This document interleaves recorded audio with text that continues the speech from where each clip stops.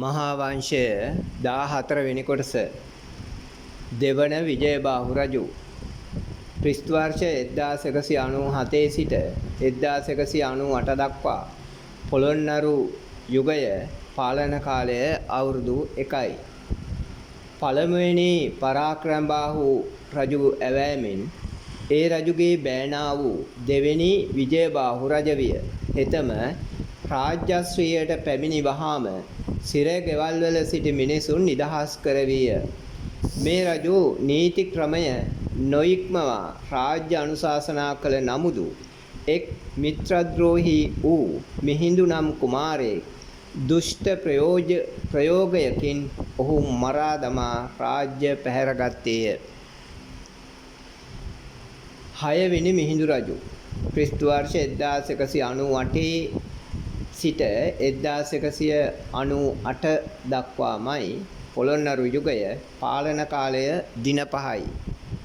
කාලිංග වංශයේ මිහිඳු රජු විජයබාහු රජු මරා රාජ්‍ය පැහැරගෙන රටවෙස්සන්ගේ සම්මුතිය නොලැබ දවස් 5ක් පමණ දුකසේ රාජ්‍ය කළේය. ඉන්පසු කීර්ති නිශ්ශංක නම් ශාස්ත්‍රීය තෙම ඔහු මරා දමා රාජ්‍ය පැහැරගත්තේය. කීර්ති නිශ්ශංක රජු ක්‍රිස්තු වර්ෂ 1198 සිට 1207 දක්වා පොළොන්නරුව යුගය පාලන කාලය අවුරුදු 9යි. මිහිඳු රජුගේ මරණින් පසු කීර්ති නිශ්ශංක රජතෙම රාජ්‍යශ්‍රීයට පැමිණ නව අවුරුද්දක් රාජ්‍ය කළේය. මේ තෙම කාලිංග වංශයේ කුමාරයෙකයි කියා තිබේ. නමුත් පෙර රජවරුන්ට මොහුගේ පැවති නෑකමක් නොදක්වා ඇත. මොහු විසින් පොළොන්නරුවෙහි රම්‍ය වූ දන්ත ධාතු මන්දිරයක් කරවන ලද්දේය. පළවෙනි වීරබාහු රජු ක්‍රිස්තු වර්ෂ 1207 සිට 1207 දක්වාමයි පොළොන්නරු යුගය පාලන කාලය දින 1යි. කීර්ති නිශ්ශංක රජු ඇවෑමෙන් ඔහුගේ පුතු වීරබාහු කුමාරතෙම රජ විය. රජ වූ දිනම රාත්‍රියේහි අමාත්‍යයෙකු විසින් හෙතම මරා දමන ලද්දේය. පළමුවන වික්‍රමබාහු රජතුමා ක්‍රිස්තු වර්ෂ 1207 සිට 1207 දක්වාමයි පොළොන්නරුව යුගය පාලන කාලය මාස 3යි. වීරබාහු රජුගේ මරණින් පසු කීර්ති නිශ්ශංක රජුගේ සහෝදරයා වූ වික්‍රමබාහු රාජ්‍යශ්‍රීයට පැමිණියේය. 3 මාසකට පසු කීර්ති නිශ්ශංක රජුගේ බෑනා වූ වෝඩංග නම් කුමාරයා විසින් ඒ රජතෙමේ මරවන ලද්දේය. වෝඩංග රජු ක්‍රිස්තු වර්ෂ 1207 සිට 1208 දක්වා පොළොන්නරුව යුගය පාලන කාලය මාස 9යි. වික්‍රමබාහු රජු මරා රාජ්‍ය පැහැරගත් වෝඩගංග රජතෙම නව වසක් රාජ්‍ය කළේය. කීර්ති නම් අමාත්‍යයෙකු විසින් ඒ රජුගේ ඇස් උගුලා මරා දමන ලද්දේය. ලීලාවතී රැජින ක්‍රිස්තු වර්ෂ 1208 සිට 1210 දක්වා පොළොන්නරු යුගය පාලන කාලය අවුරුදු 3යි. කීර්ති නම් සේනානායක තෙමේ වික්‍රමබාහු රජු මරවා මහා පරාක්‍රමබාහු රජුගේ අගමෙහෙසුන් වූ ලීලාවතී බිසවුන් ලවා 3 අවුරුද්දක් රාජ්‍ය කරවූයේය. සහස්සමල්ල රජු ක්‍රිස්තු වර්ෂ 1210 සිට 1212 පොළොන්නරු යුගය පාලන කාලය අවුරුදු 2යි. ඉක්බිති ඔක්කාක වංශයේ උපන් සහස්සමල්ල නම් කුමාරයෙක් රාජ්‍ය පැහැරගෙන දෑ අවුරුද්දක් රජකම් කළේය. ඔහුට සහස්සමල්ල කියාද සඳහන් වේ. කල්යාණවතී බිසව ක්‍රිස්තු වර්ෂ 1212 සිට 1218 දක්වා පොළොන්නරුව යුගය පාලන කාලය අවුරුදු 6යි. ආයස්මන්ත නම් සේනානායකයෙක් ඒ සහස්සමල්ල නම් රජු පහකොට කීර්ති නිශ්ශංක රජුගේ මෙහෙසිය වූ කල්යාණවතී බිසවුන් ලවා 6 අවුරුද්දක් රාජ්‍ය කරවීය. ඒ දේවීතමෝ පර්ණ ශාලක නම් ගාමෙහි සිය නමින් වෙහෙරක් කර වූවාය.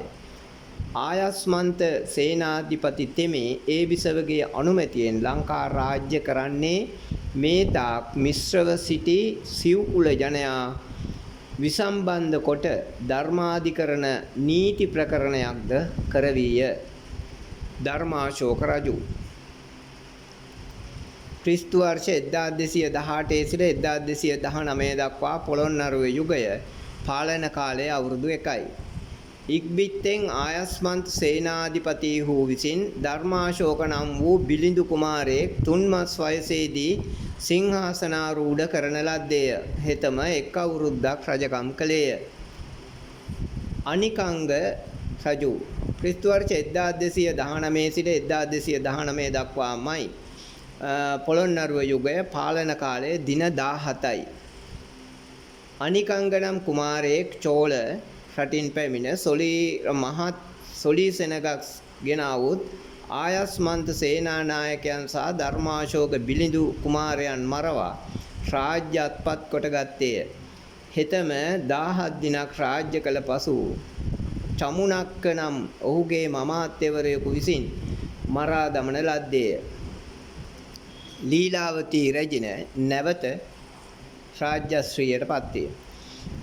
ක්‍රිස්තු වර්ෂ 1219 සිට 1220 දක්වා පොළොන්නරු යුගය පාලන කාලය අවුරුදු 1යි.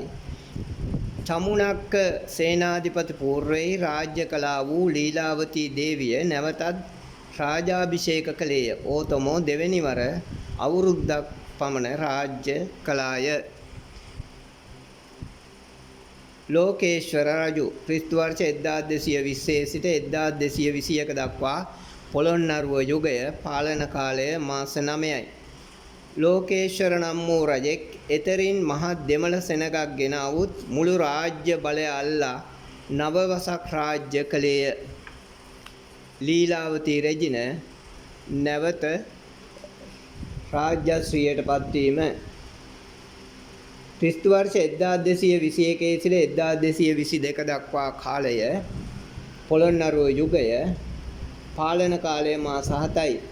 ඉක්බිති පරාක්‍රමණන් සේනාධිපතිහු විසින් ලීලාවතී මෙහෙසිතොමෝ නැවතත් රාජ්‍යයෙහි අභිෂේක කරන ලද්දීය. ඇය නැවතද සත්මසක් රාජ්‍ය කළාය. මේ ලීලාවතී රැජිනගේ 3 වන අභිෂේකයයි. පරාක්‍රම පාණ්ඩප රජු ලෙසද මොහු හඳුන්වයි. ක්‍රිස්තු වර්ෂ 1222 සිට 1225 දක්වා පොළොන්නරුව යුගය පාලන කාලය අවුරුදු 3යි. ක්‍රිස්තු වර්ෂ 1222 වර්ෂයේ පරාක්‍රම නම් පඬිවරතෙම මහත් සෙනගක් ගෙන පඬිරටින් අවුත් ලක්දිව් බැස ලීලාවතී දේවිය පහකොට ලංකා දීපය අත්පත් කොටගෙන 3 අවුරුද්දක් රාජානුශාසනා කළේය. මාග ක්‍රිස්තු වර්ෂ 1225 සිට 1246 දක්වා පොළොන්නරුව පාලන කාලය අවුරුදු 21යි. පරාක්‍රම පණ්ඩු නම් රජු පැමිණි 3 වෙනි අවුරුද්දේ මාග නම් වූ අධාර්මික රජෙක් සූවිසි දහසක් සෙනගගෙන කලිඟු රටින් අවුත් ලංකාද්වීපය පැහැරගත්තේය. මේ රජුගේ සේවකයෝ මිනිසුන්ගේ වස්තු පැහැරගත්තෝය. පිළිම ගෙවල් සහ වෙනත් චෛත්‍යයන් කඩා බිඳ වනසා දැමුවෝය. පොළොන්නරුව හාත්පසින් සිරකොට පරාක්‍රම පණ්ඩු රජු අල්වා ඒ රජුගේ ඇස් උගුලා සියලු ධනය පැහැරගත්හ. ඉක්බිති මාග රජතෙම ලංකා රාජ්‍යෙහි අභිෂේක ලැබ පොළොන්නරුවෙහි වාසය කළේය. හෙතම සතර කුලෙහි සිංහල ජනයා අත්‍යාර්ථයෙන් මිශ්‍ර කළේය. සිංහලයන්ගේ කෙත්වතු ආදිය දෙමළ සේනාවන්ට දුන්නේය. මේ රජු මෙවැනි බලහත්කාර ක්‍රියා කොට එක් 20 වසක් ලක්දිව රාජ්‍ය කළේය.